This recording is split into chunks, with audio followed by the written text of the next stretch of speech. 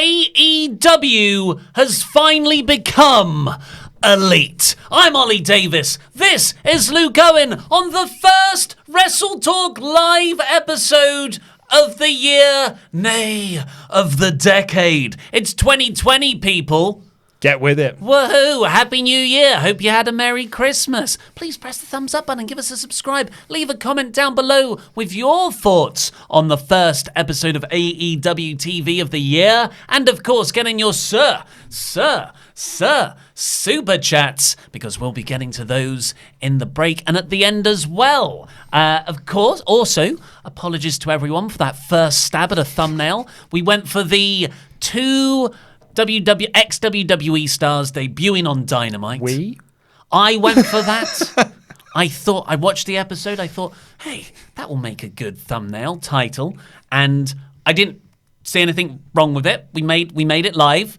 You fine folk did see something wrong with it. So we changed it. But if you're really curious, we were talking about Taz, who made his Dynamite debut. Yeah, he's been on AEW Dark. And I thought he was excellent. He was really good. Really good. Really good. It's awkward because I almost want Taz and JR. Always, I was going to say... As a two-man booth. I want Taz and Excalibur. Yeah, that works too. With Shivani, because I really like Shivani on commentary as well. Like, that's my dream trio for AEW, is Shivani, Taz, and Excalibur. Really? If they've got to have a three-man booth, that's the three-man booth I'd pick. Well, I think also you kind of want to go younger long-term, because I don't know... JR was talking just a couple of years ago about retiring. Oh, yeah. Soonish. So... And I think the idea was always to have JR groom Marvez. Yeah. That didn't work out. Did not work. So, but JR's still there. So, yeah, we'll see. I thought Taz was excellent, though. And the other person was Arn Anderson. Yes, he was full gear. He was part of the judges panel. He also came out for the Cody Sean Spears match at All Out. But I believe this was his Dynamite debut. Well, we think it was in his new gimmick, which is he is Cody's coach, not manager, coach, and it was fantastic. So we'll get onto cool. that. Yeah. But the big talking point of this desk is so sticky. It's not been cleaned since the Christmas show. If you haven't seen our Christmas special, a lot of alcohol was drunk in here. It was a big one, and Pete at one point spewed it all. Well, yeah, he sprayed. Yeah, he didn't spew, but he just he took it. I don't know what happened because he took a drink and then just went. He just laughed, and it is all over this microphone here. It is so gross, and it's on the other side. You can see it a bit more clearly, but it's just so gross and disgusting. I feel like what's her name? Come on, Sata. Emi Sakura. Sakura. Thank you. And I've lost my train of thought. So. The last time we saw Dynamite was that angle with the Dark Order, and it wasn't good for a multitude. Not Eric Cannon has been pointed out to me. It was not good for a multitude of reasons. One, because of those punches delivered by Eric Cannon. 100%. He's an indie wrestler who jokingly claimed that he did it, but he wasn't. I don't know because I was out of the wrestling news loop. Like when I take a break from work, Like I don't care. You unplug. I unplug. I'm not keeping up with wrestling news. So that was my first day back. So I was kind of catching up on all the wrestling news. And I saw that and I read and I went through his Twitter feed. And his Twitter feed is all about him with worked punches. And I was like, okay, cool. So it was him then. And I went onto various wrestling websites. They all said it was him as well. I don't know where the story is that it was all a ruse and he was making it up. Yeah, I think he must have said it somewhere, but or someone else had said it, but I didn't see it. Everyone was like, "You effing idiots! You absolute moron!" The amount of people got so hot about it. Yeah. Anyway, it wasn't him apparently. So that Dark Order angle where they invaded the main event segment, they laid the whole of the Elite on the ground. So the Bucks, Kenny Omega, Cody, yeah, and Dustin, and Dustin. Whatever your thoughts on it, you cannot deny that a large portion of the fan base, including JR, we did not like it. Didn't like it at all. And they didn't just not like it, they actively hated it. Yeah, really. I didn't really care. It wasn't the worst thing I've ever seen. I just didn't think it was the best use of that. Yeah, I've seen 20 worse angles in 2019. The thing I had a problem with was that they did that angle so early. I thought they should have held an invasion off until Revolution or maybe the night after.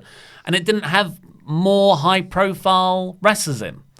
Well, like the Bucks and Kenny Omega. Well, no, just like... You mean the Dark Order themselves? Yeah, the Dark Order and two guys whose whole gimmick is that they haven't won anything. And I don't managed to lay waste to the entire main event scene. The majority of which has been on Dark. Exactly. Like, there's only been one of those losses on Dynamite. And then the week later, they had their video package. Then the week later, they're in the Dark Order.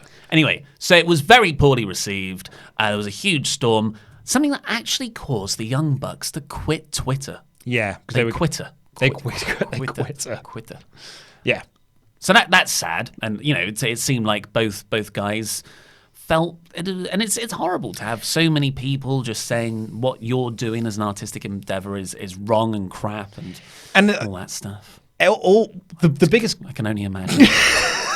biggest. Mate, it's okay. It's all right. We're turning. It's a new year. 2020 is a new year, mate. It's a new year. We're okay. One of the biggest criticisms that Dynamite has had since its debut is that the Elite aren't pushing themselves because they don't want to Jeff Jarrett this.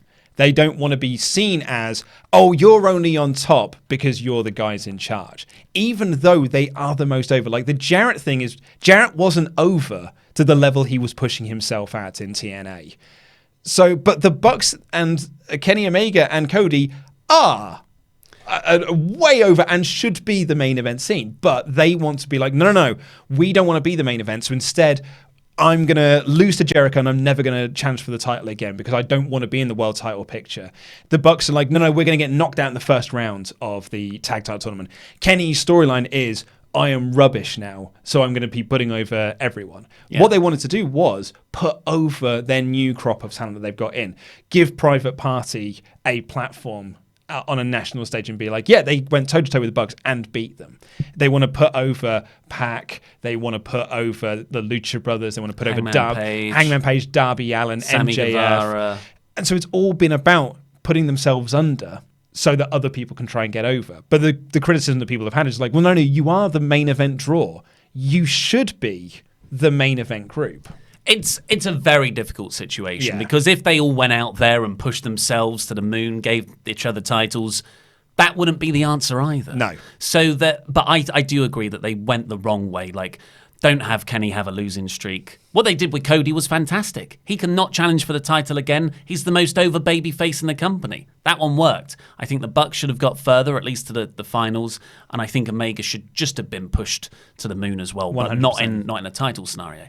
And you should put over the younger guys. And they did a great job building some of them. But then they just get like the Dark Order and then the Butcher, the Blade, and the Bunny. And it's Wardlow. like, oh, Wardlow. So, you've done it too much. But this episode opened with a recap package kind of the last year, really. So, because it was next week's episode will be the anniversary of the official announcement of AEW as a promotion. Yeah, so the first thing that they showed on this video package was that Hangman Page turning the phone around to the All Elites logo and the Double or Nothing announcement. So yeah, but next week is the official the anniversary of the Jacksonville announcement. Yeah, so they kind of recapped the whole year and more prominently the storylines from the last few months on TV.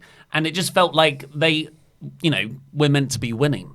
This doesn't feel like winning. No. Defeat the Elite. Yeah. So they framed that as the opening thing. It was a very good video package. Really, really nice. And then the rest of the episode was about doing what we've all been saying. Putting the Elite at the top, giving them the best matches. You had Cody opening the show against Darby Allin, which was a cracking match. So I loved it. Good. It wasn't as good as their 20-minute draw, but I loved everything they did in that. We'll get to it later. But the main event of the Bucks and Kenny Omega in matching attire, so proper Elite-style faction, versus the Lucha Bros and Pac. Like, that's... What a talent-filled ring. And it was a bloody hell, God. A main event. Like, I said it in my 4-minute review, rather. This feels... Better be 4 minutes. Hey, did you see my 5-minute Raw review that went under 4 minutes? Yeah. It was 3 minutes 59. Nice. Our editor thought it was hilarious because I literally go like, probably went longer than 5 minutes. No concept of time. But I said in about 4 minutes review, I feel like this main event is what people were expecting every single week from AEW from the get-go. And I think this whole episode almost felt like a restart. They took a week off for the Christmas period and have used that time to really reflect and be like, okay, what have people said is bad about this show? Let's try and address that. People say that we don't do enough backstage interviews. So we'll do some backstage interviews in this. We're not doing enough in-ring promos. So we'll do some in-ring promos there. We're not having PWG bowler matches. Well, we'll have some bowler matches then. We'll have these big... And it felt like it was a really nice balance across the show of all of those things that people have criticized and be like, okay, well, let's right this ship. When they were going down that list, did they stop just before sound mixing issues? Well, I mean, yeah. We'll get to that. We'll get to that. So, it was an absolutely cracking main event. Like, some of the stuff in it. I stopped taking notes. I couldn't take at a notes. point because everything was so fast. But just trust me, there were a lot of knees. I think at one point, Phoenix jumped off the top rope and somehow someone hit a Hurricane Rana on him. What? When he was coming. I still don't fully understand how that happened. I mean, one of my notes here is that Nick gets the hottest tag I've ever seen in my life. He runs effing. It was a big one. It was a big one.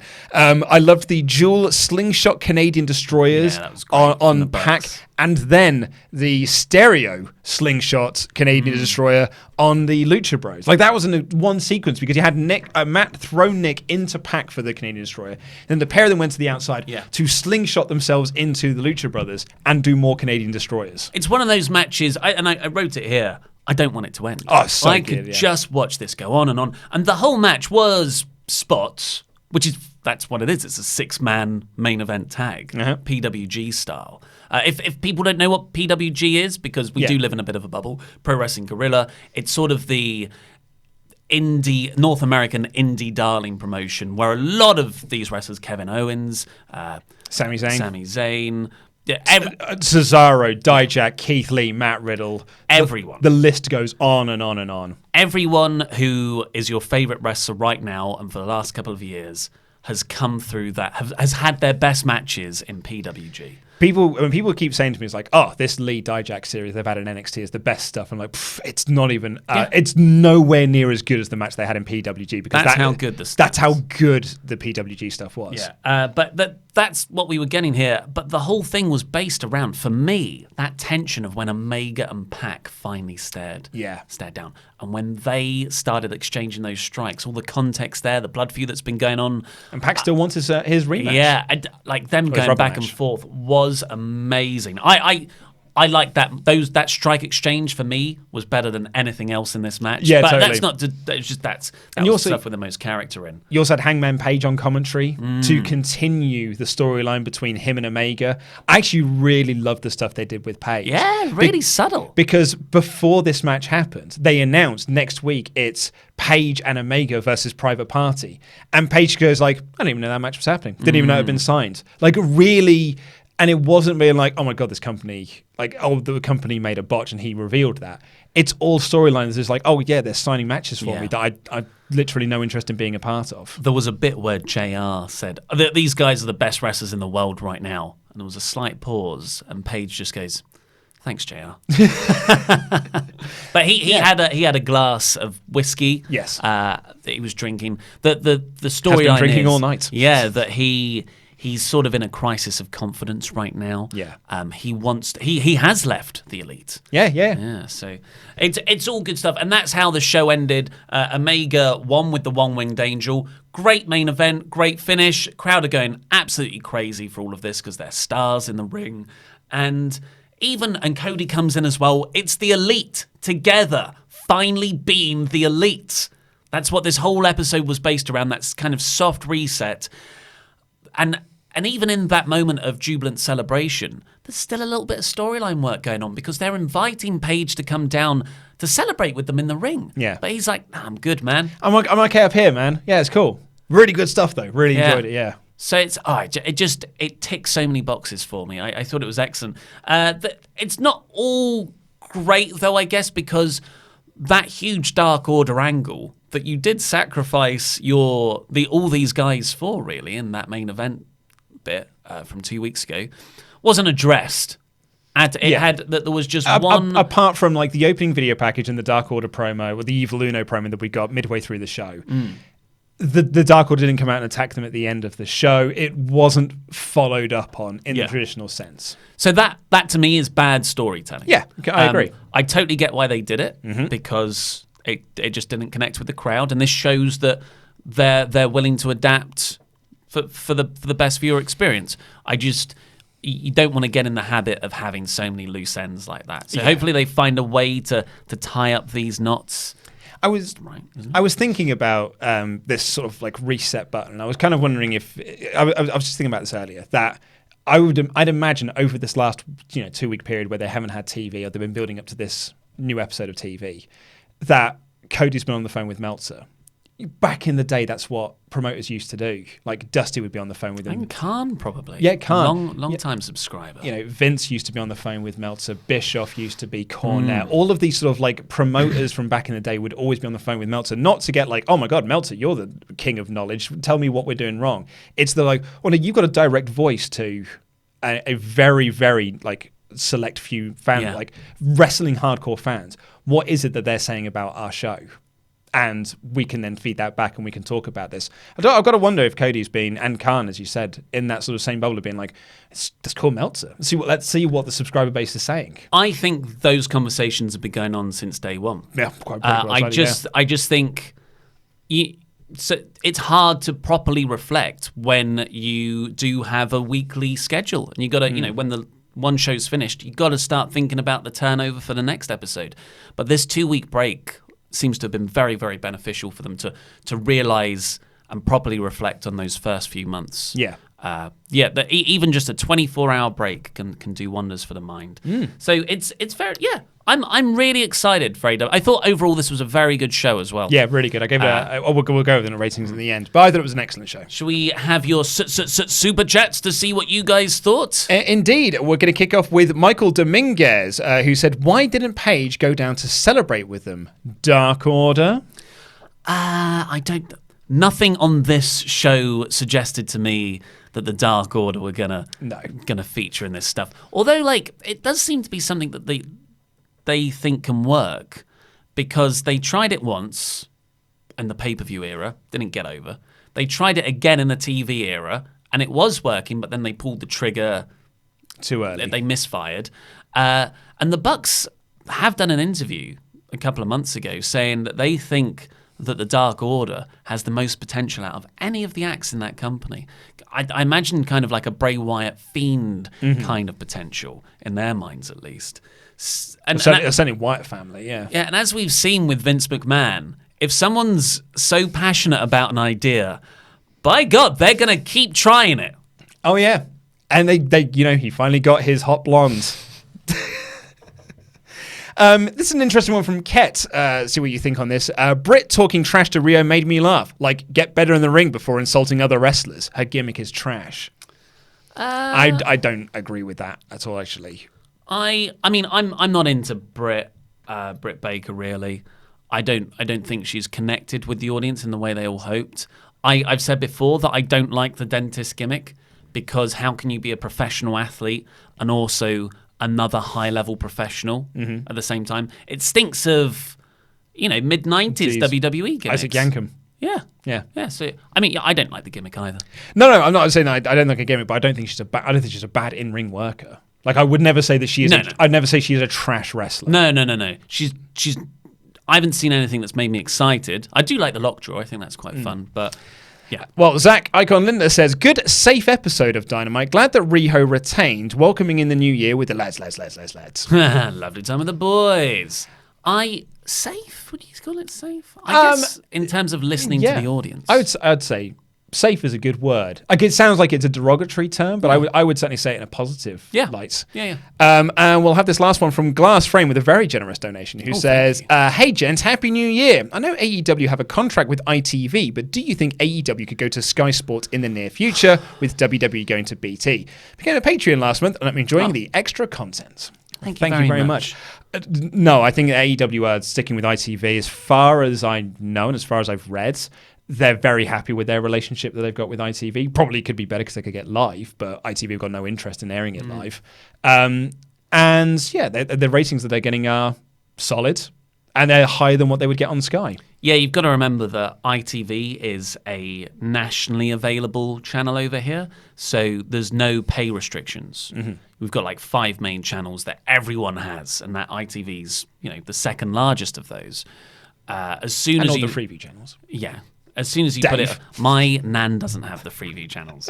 As soon as you put it on a Sky or a BT Sport, you cut your potential audience probably by, with Sky, I think it's only 30% of people have Sky compared to... And even then, of that 30%, who's got Sky Sports as well Yes. on top of that? Because you've got to, not only have you got to pay for Sky, you've then got to pay extra to get Sky Sports. So it will probably be a relationship with a BT Sport or a Sky Sports would make them more money because they pay more for those exclusive rights fees. But the benefit of ITV, which is hugely important in the growth era, is more eyeballs. Yeah. They want to come over to the UK. That's why Impact was so successful for so many years in the UK, because they were on free-to-air television over here. And you got to remember as well that before they went to BT, WWE were trying to get on ITV. Like that was their aim. That's where they wanted to be, but have gone in a different direction. Right. Well, let's get into before we do, I've got the result of the poll. So let's see what yeah. you guys thought. 8.3 thousand votes. Nice. 44%. 4 out of 5. AEW some. Middle of the Roads got 24%, and All Elite, a 5 out of 5. Got 20%. Wow. So definitely skews upwards. Very skewed up. I think people It's a very vote, crowd-pleasing episode. Yeah, as well. people vote What the Buck, which is the lowest rating, because it's so funny, I think. Because that's got 8%. Yeah, this was far from I can't even fathom a mindset that would think this was a 1 out of 5 show. Yeah, you can't even. Cannot even. But you know what they say? No lemon, no melon. It's a very, very famous phrase. So the show opened. No melon, no lemon. No melon, no lemon, no melon. Oh, sorry, you're right. No lemon, no melon. It's a well-known phrase that means if you want the rainbow, you've got to put up with the rain. Yeah. That's a Dolly Parton quote. If you want the sweetness of a melon, got to have that bitterness of a lemon. Yeah. You got to put in the hard work to get the fruits. The fruits. The grapefruits. No pain, no gain. A quote that until 2 years ago, I'm ashamed to say, I thought was no pain, no game. Oh, interesting. Like a board game. Yeah. And I just quietly stopped saying that. What was that thing that Adam and Joe used to do? They used to do about that. My favourite one of that was when someone said a very untidy room, which was like, God, this looks like a Bombsy tit. Yeah. It's slightly misheard phrases. Yeah, they had a name, didn't they? I always remember someone was like confused about how to put something together, and the other person said, "Come on, love, it's not rocket surgery." I can't laugh too much. I've been very guilty. Yeah. I remember once in our old movie podcast, he said, I don't want this to sound like bitter fruits. A bitter fruit. Bitter fruits. Anyway, no lemon, Sour grapes no melon. We opened with the recap package of the last year that we've already covered, and then we open with Taz on commentary because Schiavone is on assignment. I thought the setup for this was such an interesting episode of AEW as well. It reminded me of when NXT first used to leave Full Sail, and they used to be in these weird buildings, and they would have this really weird, almost like theatrical stage where the entrance ramp was, and then they had to walk down these little flights of steps to get to the ring. And I always thought, wow, it just looks so interesting because it's so different. And I had the same thing with this episode here, where I was like, I love this because it doesn't look like every episode of Dynamite we've seen up until now. It feels like a super special one, like an old MSG show. Yeah, I got that vibe, like the early days of Raw. Were in the which was in MSG, the Manhattan Center, yeah, and it had the Ico Pro. Yeah, he didn't have the Ico Pro, but directly opposite the hard cam was the name of the venue, Daly's Palace. Yeah, and it was done in this sort of neon thing. You didn't have a stand there.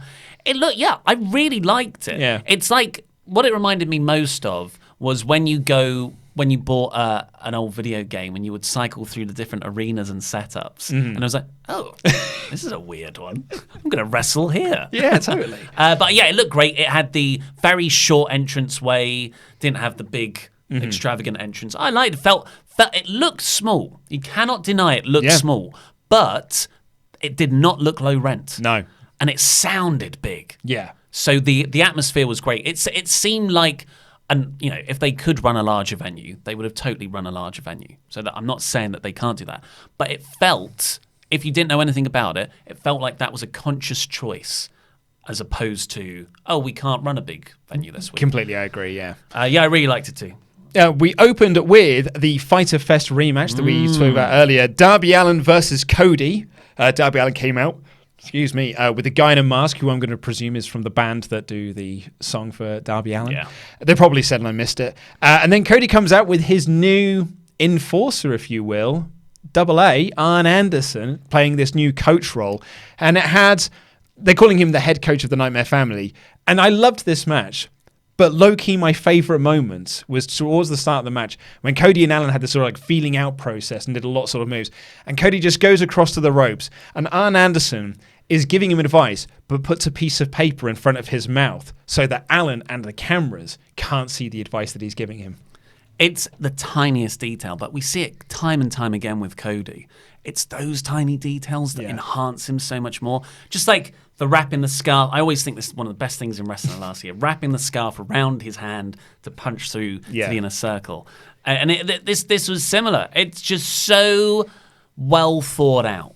I would never have thought of this in a million years. And he does it, and I'm just like, But I think my only criticism I would have against it is that it almost feels like it's too soon to be doing this for Cody. Like it needs to be Wardlow was an issue, so he's brought out his own enforcer.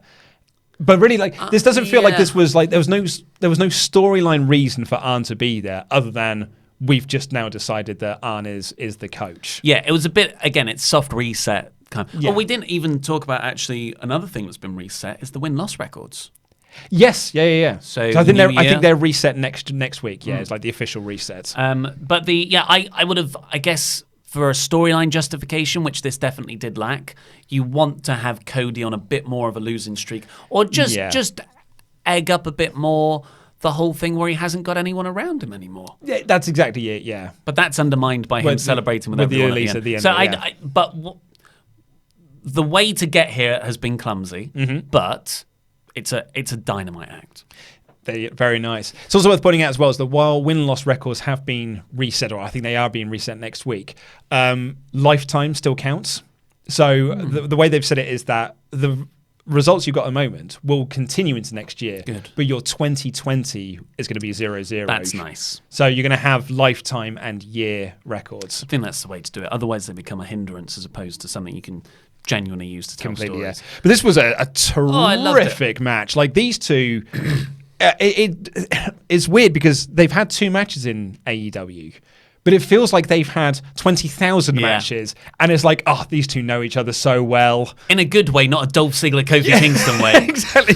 Well, I was going to say a Charlotte Natalia way. Yeah, that one. Of which we got on Raw, remarkably. They work together so well. You're like, God, these two know each other like the back of their hands. Like, it is just incredible watching them do their series of reversals, their series of near falls. Their sequences were just absolutely terrific. I'd love to see how Cody puts a match together backstage these days, because there's so much detail that goes into these things.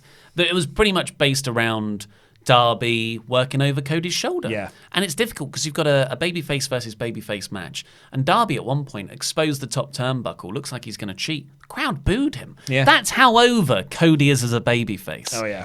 But it was really well worked. A really nice story. Just super, super solid stuff. Love this. Everyone looks better than when they entered it. Yeah, I love the callback to the Fighter Fest match when Alan's setting up to hit the coffin drop. Cody rolls to the apron and Alan hits the coffin drop. Only this time he actually does manage to hit it. And I thought it was a really nice callback, but I particularly loved the finish of this match because Cody's down, Alan gets up for the coffin drop.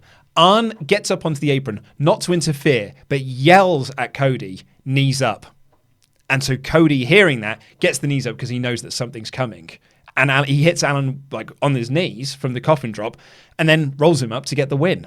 Yeah. It was all down to Arn. There's so much about that works. Darby wasn't distracted because he had his back to him by the very nature of the coffin drop. The referee wasn't looking at Arn. This was not heel interference. But this was a coach. Yeah, he was up on the apron. Yeah, it's so well thought out. Yeah. And yet just shortly before that, Darby had also kicked out of a sick crossroads. Oh, it was great, yeah. Like, I think that's the second best crossroads I've ever seen behind the way Seth Rollins used to take it. Yeah. Really, really good stuff. Really great stuff. Then backstage, we got SCU telling an interviewer, what's Jen her Decker. name? Jen Decker, sorry. She was dressed up for prom. Yeah, it was a very, very fancy affair, apparently. But she was talking about how Sky would there say that the Dark Order wants to step up to them, but no one really likes spooky perverts. Which I thought was a funny line. And then Sammy Guevara walks up to kind of make fun of it. He's like, hey, you got a championship. You got a championship in reference to Sky and Kazarian. But Christopher Daniels, you've got nothing. In fact, you haven't even got it anymore. So that set up a match for next week. It's Christopher Daniels versus Sammy to show that Christopher Daniels has still got it. And that follows on from that Penta match that he was injured, kayfabe injured, of course. I'm interested at where Daniels is going because he's another master storyteller. Yeah. So this is going to have a payoff, and you've got to think. Fallen Angel. Yeah. And some great stuff at the end as well. Sammy's vlogging everything. Daniels, just before he walks off, licks his thumb and smudges the screen. Sammy's like, oh, this was a Christmas present. And he tries to wipe it on Decker's dress. So good. Yeah, he's great. Up next, we had a fatal four-way for the AEW Women's Championship. This was supposed to be Riho versus Chris Statlander, which was set up on the final episode of AEW Dynamite in 2019. But she was double booked for Bar Wrestling, I believe, a match with Giselle Shaw. So AEW took the road of, no, the Indies had her first. We could big league them and play no, we're going to take away from this because we're the biggest show and we need her for national television. But they took the road of being like, nope, you booked her first. We made an error. You got to honor your booking. Is one way to look at it. The other way to look at it is just like how many people are running this company. Did like not one person, Chris Statlander in particular, or anyone working around and be like, oh, actually, I'm already booked for that date. Shared Google Calendar. Yeah. It's an easy fix. It does seem like a massive oversight that this company didn't know that she was double booked or she was already booked for a show on a date. And they spent like 2 weeks promoting there's going to be a title match on this date, on the 1st of January 2020. We're going to have a world title match and we're going to do this match to set it up. It's 2 weeks worth of booking that no one said like, actually, no, Chris is already being promoted for this other show. I'm not saying that AEW are putting their women's division like beneath everything else. I'm not saying that. The evidence would suggest otherwise. But yeah, it just like there's so many times where it just looks like you don't care about the women's wrestling as much as you keep saying you do. And we criticized WWE for that for years. That keep on saying women's wrestling, women's evolution as a PR device, and then not back it up. And although this isn't as cynical and bad as that, AEW did base a lot of their launch material around being a leader in women's wrestling, and then week after week they've either shortchanged it or had things like this. So, or they put the title on Riho, even though she's got the next 2 months worth of stardom, like shows to do. So you can't have the champion on TV for a month. It's very badly thought out. Yeah, and it just made this match feel again haphazard, thrown together. I like the match. Really like the match. I really like the match, but it's just there's only so many cuts, like death by 1,000 cuts that you can take before people do start going, you know what, actually maybe AEW don't really care about their women's division. I just think it is nuts that this is the first time we've seen Riho in action since Full Gear. Yeah, like the Full Gear feels like a long old time ago. And that match against Emi Sakura felt like it was really thrown together at the last minute. There was no story going into that match. On the Go Home show. Yeah, and so it just feels like it.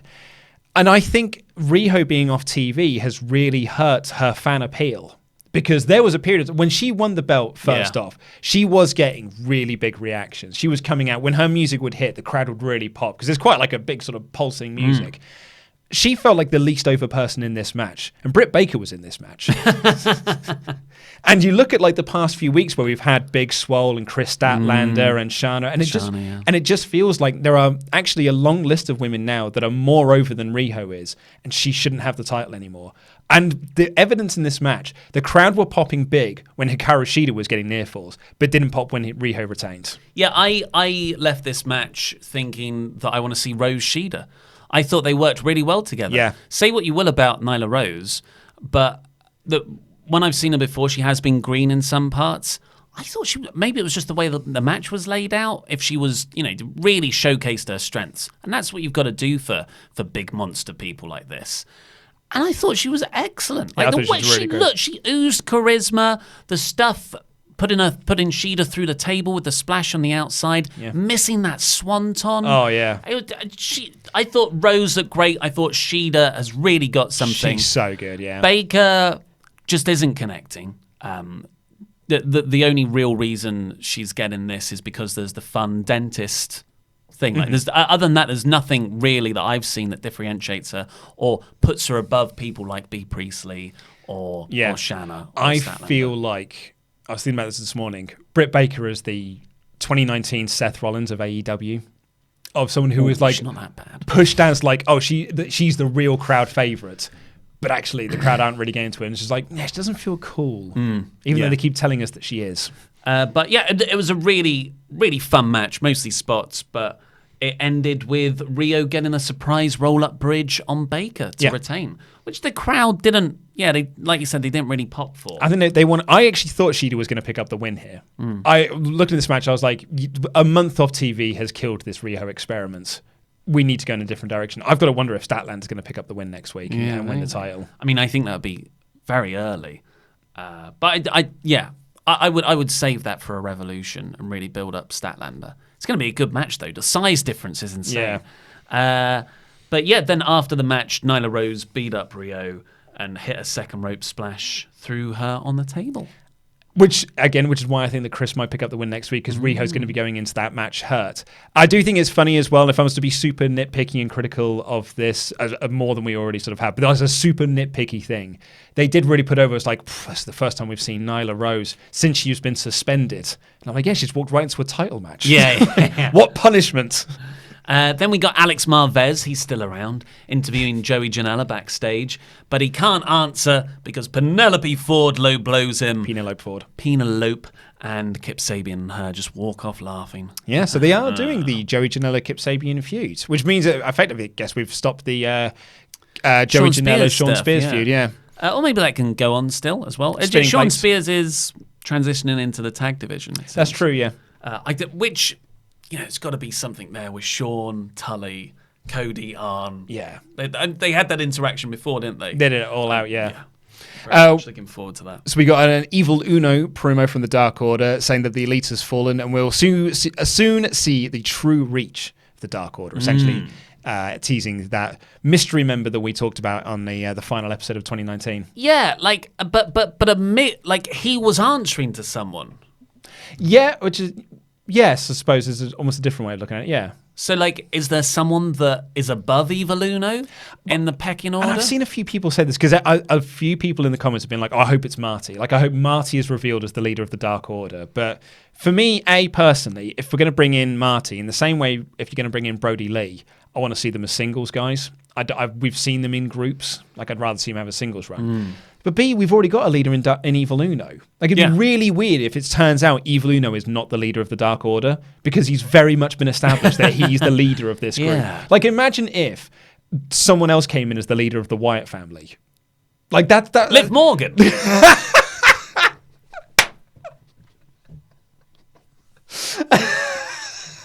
I mean, it completely makes sense. Yeah. It just makes sense. I mean, they've set it up for so long. Oh, you dick.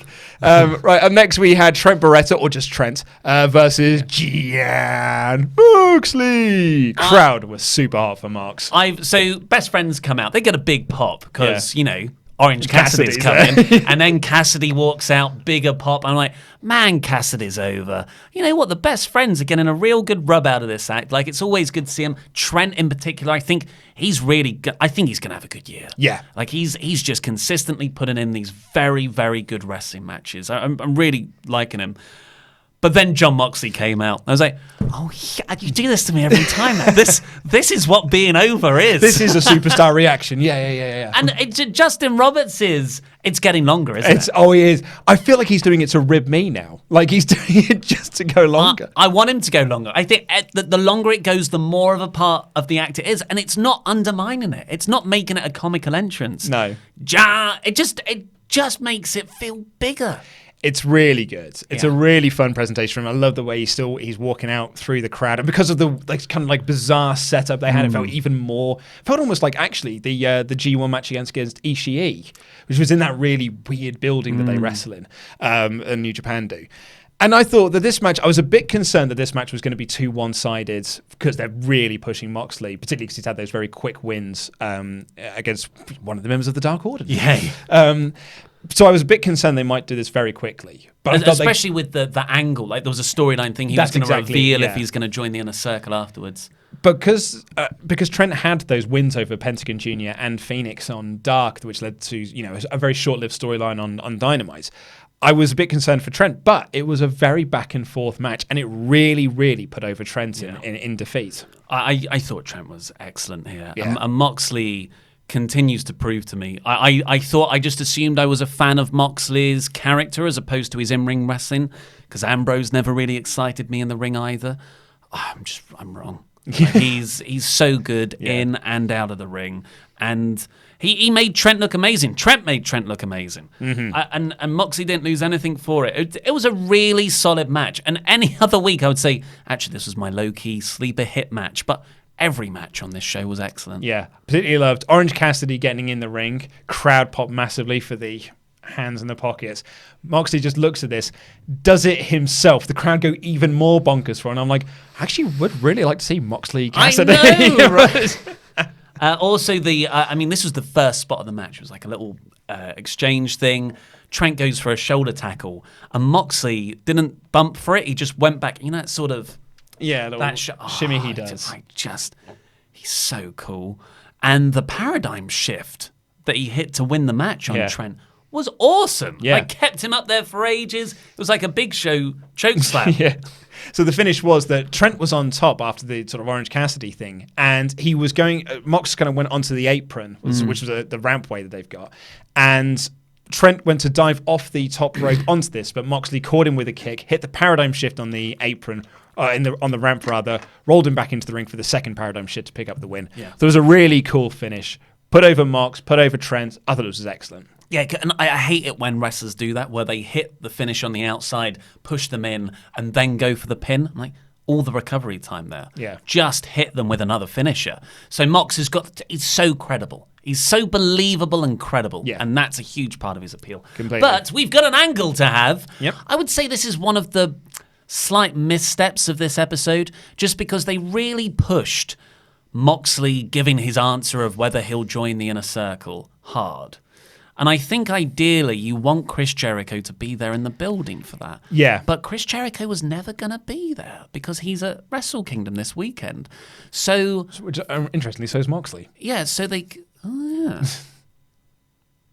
Is one the night... But no, Jericho's on the Sunday. Jericho's on the second night. So I don't know why Jericho wasn't there. Or why they didn't just do that angle now. Yeah.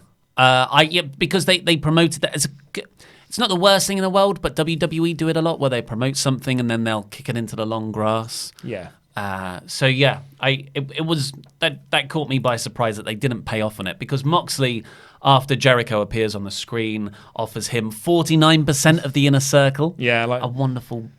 He just needs that controlling stake. Yeah, and like they've all pitched in to buy him this lovely car, which has got a Mox name license plate on it, which the crowd popped big for because it was Florida plates. Well, it was outside the Jaguars Stadium. Yeah, so I thought it was, there's a lot of nice touches in this.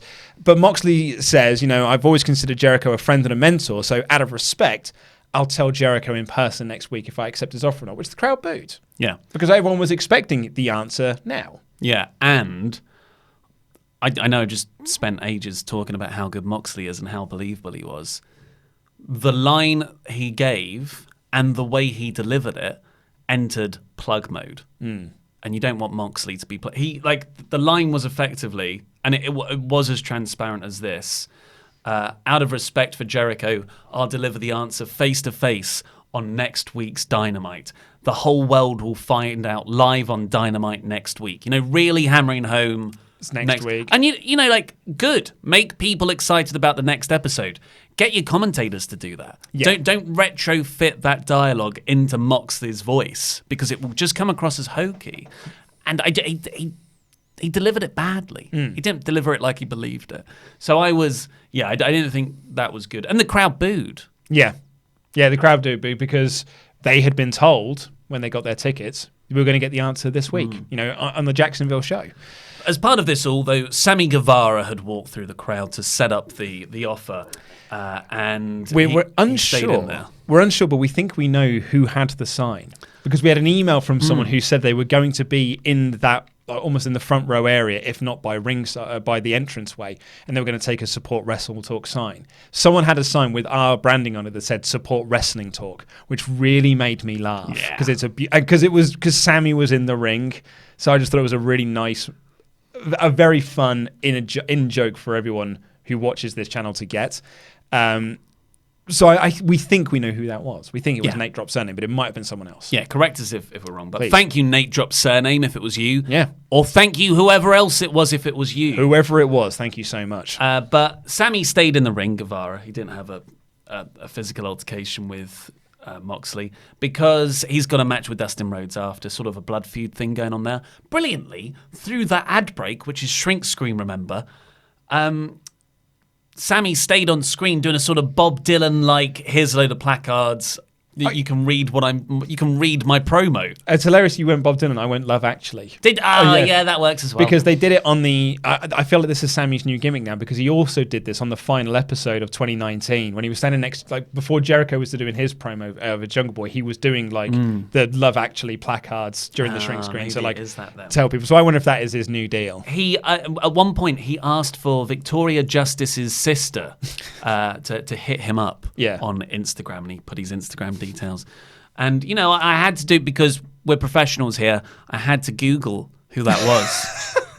I've no idea. Who is Victoria Justice? So Victoria Justice is some kind of actress, I think. I think she used to be on a Disney show, but Victoria Justice's sister is just as pretty. I'm assuming she has a name. I don't know. I literally typed in Victoria Justice's sister. Victoria Davis, which is a bit of a Freudian blowjob there. Sorry, Mum. But then we came back straight into Dustin versus Sammy. Hey, how does he keep doing it? Dustin Rhodes is amazing. You realise how good Dustin is. Because Cody does the snap power slam, and it's good. But then you see Dustin do it, you're like, that's how it's done. Yeah. His snap power slam is so crisp. It's all in the sexy hips. It's just a faultless bit of wrestling. And this was, I described it in my review, solid professional wrestling. Oh, yeah, and because Dustin Rhodes is that sort of old school guy who really, really invests in the believability and, working punches properly, making sure You just did a Canadian Destroyer on the apron for a near fall. Yeah, for a setup move. Look, it's 2020. And I'm sure a lot of you kids these days, you Gen Zers, just think it's a transitional move. I'm not there yet. The Canadian Destroyer is a finisher, especially if it's on the apron. All right, Jim Cornette. I know. Is it old man yells at clouds? You're going to be angry about those two young kids as well who had that, who had a fun wrestling match that apparently everyone had a fit over. Don't get me started. So anyway, I've written peak indie. It's damn indie promotion. Dustin went for the Shattered Dreams, which is a low blow. It's an illegal move. The referee stopped it from happening, but Hager was down at ringside, distracting him. So Hager ran in, hit the low blow, and Sammy got the win. Ironically, hit him with a low blow because that's what Dustin was going to do to Sammy. I thought it was a nice bit of symmetry there. Yeah, and to allow Sammy to get the win. So that continues the Hager-Dustin feud. They were really putting over that Hager was the man that broke his arm. Yeah. So, which is, I thought that's always been the feud. Weirdly, they've kind of diverted away Yeah, from that. it's weird that they have, yeah. We got a private party interview in the hotel bar where yeah. Hangman Page was as the bartender. Yep. He's drinking. He is drinking. He's been drinking all night. He said he can beat both their asses. Yep. They said they were worried about him, but that set up the match for next week. Yes. Then we got MJF coming out for a promo. They recapped Full Gear and the heel turn. The ball kick heard around the world. I like the sign that said MJF only tips 5%. And MJFP's sitting down. But I will. I'm actually going to say that MJF only tipping 5% is a good thing because restaurants should just pay their staff more. Don't expect me to pay your staff. Yeah. I'm really into NAF signs right now. And these were two very good ones. And I love the line he said, if your hands weren't shoved up your asses so much, you'd see S-word clearly. Yeah. I mean, MJF is a great promo, surprise, surprise, but he was out there with Wardlow to give 3 stipulations, which is when he'll finally face Cody. First, you cannot touch me. Yeah. So up until now in Revolution. It's a nice way to keep them apart. The second one was he'll have to fight Wardlow first in Wardlow's debut match in a solid steel cage. Oh, yeah. No liquid solid. No liquid steel cage. I was trying to work out a Metal Gear Solid joke, but I just said the words wrong. But yeah, so we're going to get Wardlow's first match. I'm assuming the cage stipulation is so Cody can escape and Wardlow doesn't have to take a pin. Yeah. As a way to possibly protect him there. What sort of cage do you think they'll have? Go full 80s, big bar? I think it's going to be a big bar cage. Yeah, because we haven't seen a cage match in AEW. I was thinking that, yeah. When they said cage match, that made me think that's quite a big deal, actually. I got excited, yeah. And, kinkily, MGF wants to whip him on live television. Not one, not two. And he kept on going up. I was like, okay, so it's going to be like 40? And he said, not 8, not 9, 10 times. I was like, okay, I'm desensitized to violence, aren't I? I've seen God, I can't remember the name of the film now. 12 Years a Slave. People get whipped loads more in that. So this is so they've set this up to be like, oh my god, like Cody's going to be whipped live on television. The leather's going to rip the skin off him, and I'm sure because it's Cody, it is going to leave some scars and do a lot of damage, and it's going to be brutal. But as soon as he started talking about whipping people, my mind instantly went to the 1980s Master of the Universe movie with Dolph Lundgren when he's getting whipped by that laser thing. And it just looks really homoerotic and really kinky and stuff. And I'm like, oh, this is going to be a very kinky part of television. I think it'll be good. Trusting Cody. This is Cody. Very 80s. It's totally his wheelhouse. My mind, interestingly enough, went to Tommy Dreamer getting whipped by Raven. Yeah, the Sandman. The caning, when he turns around and he goes, please, sir, can I have another? And I think Cody, will take these whips and he'll just turn around and get right in MJF's face. MJF will be scared, but you can't touch me. I'm excited to see where this goes. I think it's got a lot of potential. After that, we had Jungle Express. Jurassic Express. Sorry.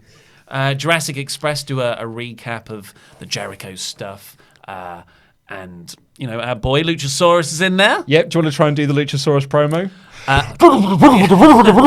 There was a lot of sound mixing troubles for the next couple of segments where they just played music.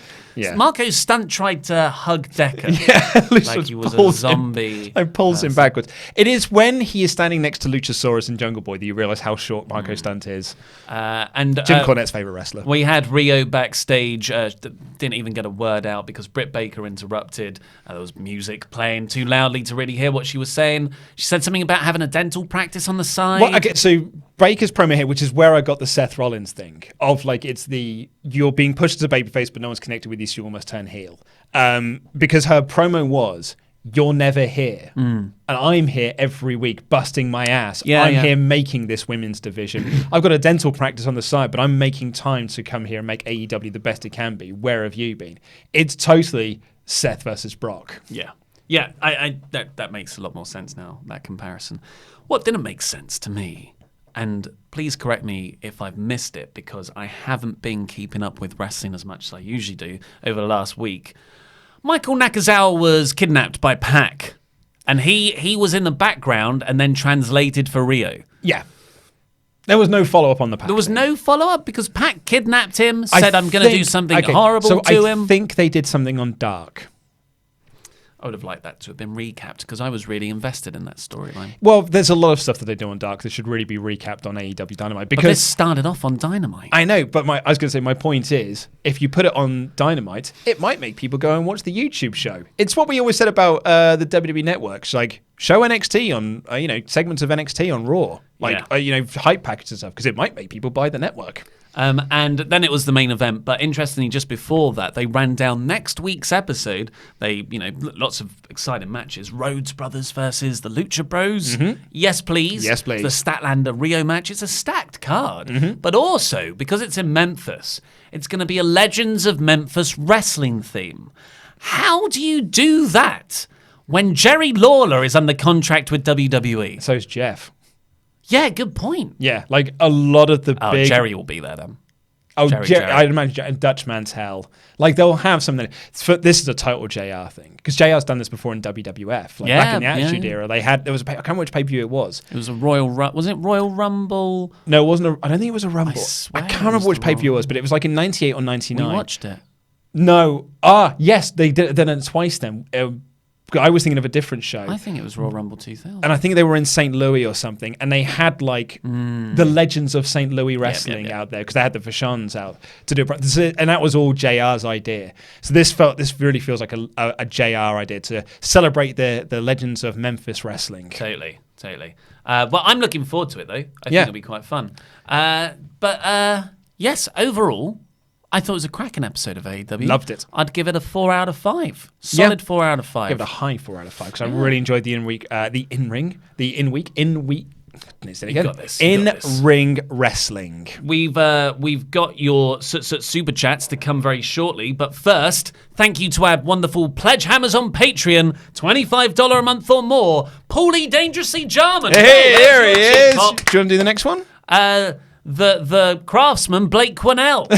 Yeah. Blake Carpenter. The $100 man, CD Horvath. I'll do the next one as well. The Kessel Run DX You do it then. Solo. Yeah, it's fine. Yes. It's okay. We'll get there. The Rocket, Dan Van Sky. Thank you, Dan. Great voice.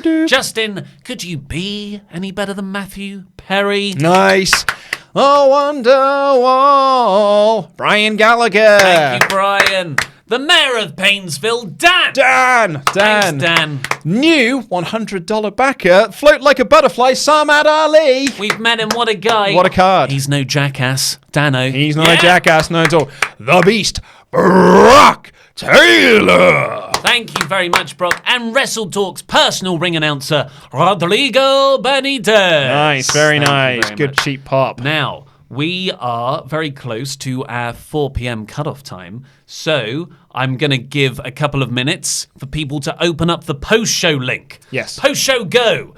We're gonna do the post-show. We're going to finally do our first ever post-show. We're putting an hour cap on these live reviews, much like AEW does for Dynamite. And if we still have super chats to get to, we'll answer them all on the website. Yes. So the sort of link should be going in the chat now, hopefully. It should also be in the video description.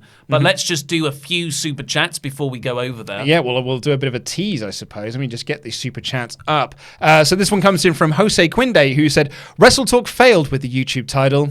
Should have been AEW tease 8-star feud, Cassidy versus Moxley.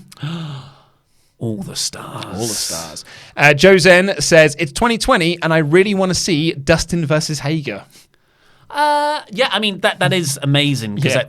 it felt so 2008 SmackDown, didn't it? At one point, but yeah, it's amazing that we haven't had Hager have a match yet. I think that shows a mark of restraint. We'll have one last one on this broadcast from Phoenix, who says, pretty sure JR said the F word on the live mic in the fight broadcast during the TV ad break, not realizing he was still mic'd up. Surely he knows by now that the whole show is broadcast live. Yeah. Around the world. Okay, so remember, click the link in the video description or on the chat to go over to WrestleTalk.com, where we'll have the rest of the super chats. We're going to get to them now. But for now, if you're watching the on-demand version, please press the videos that have just appeared on screen to catch up with the latest awesome WrestleTalk videos. The WrestleTalk news has gone live with Luke's 4-minute review of AEW Dynamite. ATW. And press this button right here, which will make you a pledge hammer on Patreon too. You get loads of exclusive content and shout-outs on this very show. I've been Ollie Davis. This has been Luke Owen. Go over to WrestleTalk.com right now. And that was wrestling. Oh, I forgot we're still... Yeah. We haven't done this before. No, this is new. Right, so on to the rest of... Let's wait for everyone. We've got 30 people right now popping over to watch. Now, no one can live chat with us, though. Why not? Well, because it's not on the page. Oh, right, I see, of course. I thought that it was. Let me look. The pressure is off right now. Because we're on the website now. We can just do what we want. Also, do you see that? That's 2% battery right there. Oh, yeah. Oh, okay. So, yeah, we're doing the viewer experience with you. We haven't done this before. So you just click on the website. There's the big link for the post show. And that's all it is. If you press play, Let's try pressing play. Because you got it muted, right? Yeah, I think so. So we've pressed play. Oh man, my laptop's gonna die. Yeah. And there we are, live. Yeah, there's no chat. Okay. There's no chat, but we'll look into a way to get that because I think that will enhance the experience. I completely agree. But this is our first time doing the post. We've got 71 people now. Hi everybody. Hello, everyone. There is chat. We've got chat. I think people are clicking the unlisted link. There it is. We got there in the end. Don't do that. Loses us the website views. Anyway. Hello, Dan. Christian Baltimore has said, Happy New Year, boys. Once again, Cody had my favorite match of the night, the best babyface in wrestling. He's our brother. He's my boy. I thought it was really good. Yeah. But I thought the main event was better. Yeah. And you know what? It's between that Mox. When I think about Mox and Trent, I really like that too. It was a good night of wrestling. Nate Drop Surname said, who was there, we know because he sent us an email, that V trigger to Ray off the top rope was insane. That was when Ray went to do a kick and he countered it with the V trigger. We didn't talk about... Laptop just died. Which means you can't close down the thing, can you? Laptop's died. It's all in your hands now. It's okay, Luke. mate. Uh-oh. But yeah, that was a sick knee. I mean... Phoenix is just incredible. Yeah. Phoenix Omega. I can honestly watch Phoenix and Nick Jackson wrestle until the end of time. Yep. I'd sign up for that. We'll do a live stream for it. Nate Drop Surname also said that Daly's Palace is attached to the Jaguars football stadium, so it's kind of the headquarters for the Khan. Great venue and great show. Yeah, that's why they were there. Yeah. Get a discount on the venue if you own the company. All Elite DK said, I chuckled when Cody was doing stomps like Randy Orton. Was he? I doing missed that. Doing the Garvin stomps. Oh, when you walk around the opponent? Yeah. I mean, but it makes sense. He used to be part of Legacy with Randy Orton as his mentor. And Cody's that kind of wrestler as well to be like, I've got one continuous character and I'm adding these bits in. Yeah, as you see with all the Stardust references. Yeah, totally. Flint Mech, the double booking botch of Chris is embarrassing, but at least AEW transparently announced on the card change in advance and promoted the four-way for a week rather than just lying to fans about the card at the last second. Yeah, there is that, but it's just... It doesn't look good. Yeah. And also, I know you don't want a big league stuff, but Statlander... You could have switched. Maybe it was part of a big storyline and they needed to pay it off then.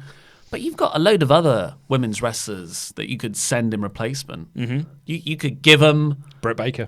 Or you could give them a big male name to make up for it. Yeah. I'm surprised that they didn't try to get Statlander. Or did you just pay them loads of money? I think they didn't want to be. They don't want that. They don't want a big league. Yeah, exactly. Because there was no good way around it because an error had been made. They would either not do the match, which is obviously what they decided, to do, or you big league indie promoter and you get all the bad press that comes with that because they're meant to be like supporting indie wrestling. Yeah. Peen Man says the real leader of Dark Order is the higher power, the fallen angel, Vince McMahon. Right. Yeah. That's who that was. Well, you error there, Peen Man, is that Vince McMahon wasn't the higher power, he was the Hower power. Hower power. Which is what Undertaker said at Backlash 1999. Gentlemen, a Hower power will be revealed. Because this is the post show, make it a bit more fun, a bit more wacky. Luke won us all over earlier in the office with... Blurp! So can you get it up? Oh. And can you also load that link for us? So we were talking about the Eric Rowan segment from this week's Raw where he just yells at the end. my mind immediately went to Brock Lesnar. You know, when he goes, Yeah. randomly in that match from, was it WrestleMania? Mm-hmm. But you said Undertaker. And we're like, what are you talking about? And then you played us.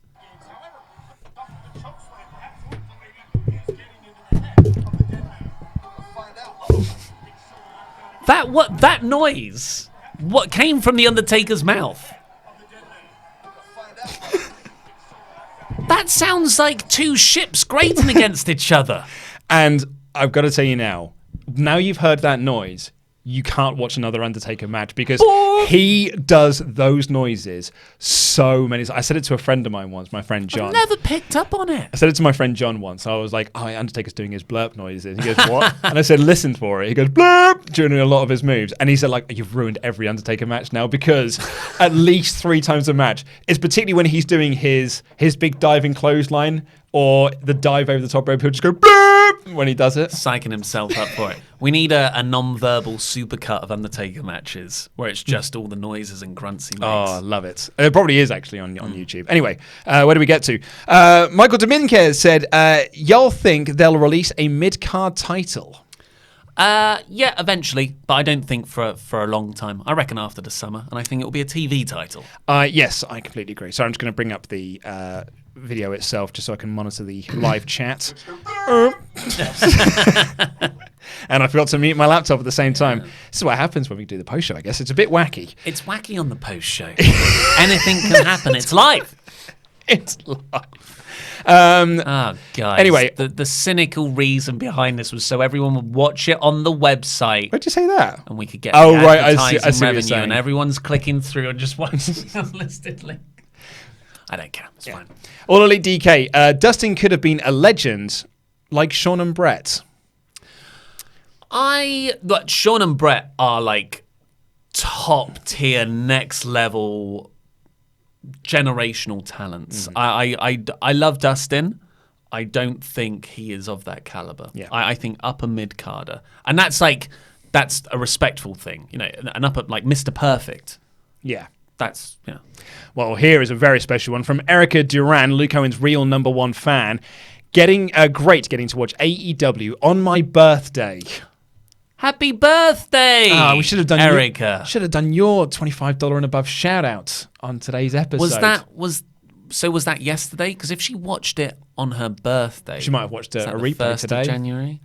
Well, New Year's baby. Yeah. This is general WrestleTalk related. Jobber JJ says, nice to see Ollie in 2020. Loved AEW staging. Sticky and wet is my casual Friday night. Always a big one. Drinking all the bubbly. Big one with the boys. Yeah, big one. A little bit of the big one. Phoenix says, you guys like Brody King in Ring of Honor? As a straight edge guy myself, I really gravitate towards him. Maybe see him in a tag team with Darby Allin. Both have a tough vibe and they're both straight edge. Also, the size difference could be very cool for in-ring stuff. It's interesting how much straight edge lends itself to a particular style of wrestler. I don't know if that's because CM Punk paved the way for that movement, and like a lot of people who might have seen themselves in Punk then got into wrestling because of it.